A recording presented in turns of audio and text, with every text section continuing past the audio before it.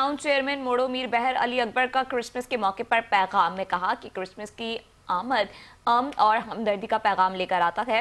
इस मौके पर मेहनत और इंसानियत का दर्ज हमें इनके गहरे रिश्तों की याद दिलाता है जो तमाम मुसलमानों को एक दूसरे से जोड़ते हैं।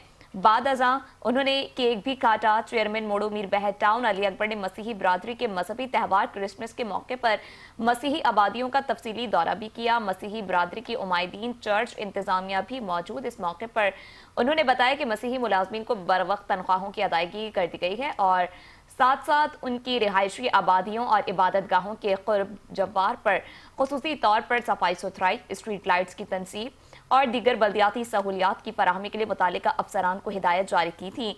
चेयरमैन ने कहा कि मोड़ो मीर टाउन की तामीर और तरक्की के लिए अक़लियती बरादरी का अहम किरदार है। टाउन इंतजामिया मसीही बरादरी की खुशियों में उनके शाना बशाना खड़ी है और इनके मसाइल का फौरी हल हमारी तरजीहात में शामिल है।